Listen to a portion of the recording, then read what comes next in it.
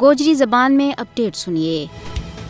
اقوام متحدہ کو قیام دوجی عالمی جنگ کا اختتام پر عمل میں آیا تھو، اس تو پہلا اس قسم کی عالمی تنظیم لیگ آف دی نیشنز کی ناکامی دنیا ہیر چکی تھی۔ اقوام متحدہ کو بنیادی مقصد آن والی نسلاں نہ جنگ و جدل کی لعنت تو محفوظ کرنو اور محکومہ تے مظلومہ نہ انصاف فراہم کرنو تھو۔ یہی وجہ ہے کہ دنیا کی دوجی محکوم عوام کی طرح کشمیریوں کی نظر بھی اقوام متحدہ کی طرف ہے کہ وہ انہاں نہ انصاف دوڑنا اپنا فرض منصبی ادا کریں گا۔ اور وقت آ گیا ہے کہ اقوام متحدہ کشمیر کا حوالہ نال اپنی قرارداداں پر عمل درآمد کراوے۔ کشمیر پر اقوام متحدہ کی بے حسی کی وجہ نال غاصب ہندوستان نہ محکوم و مظلوم لوکاں کی آواز حق نہ دبان کو حوصلوں ملے گا۔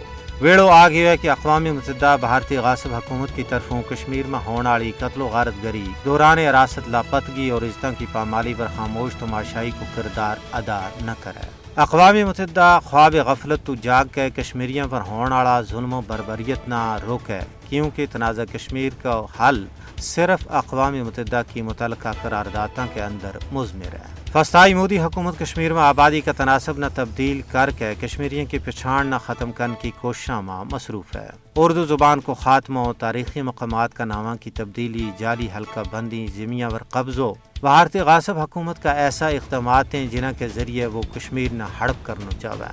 یہ وقت کی پکار ہے کہ بھارت کا نام نہاد مکروہ جمہوری چہرہ نہ پوری دنیا کے سامنے ننگو کی ہو جائے۔ تجزیہ نگاراں کو کہنا ہے کہ جنوبی ایشیا میں امن ایک خواب ہی رہ گو جب تک مسئلہ کشمیر نہ اقوام متحدہ کی قراردادوں کے مطابق حل نہیں کی ہو جاتو۔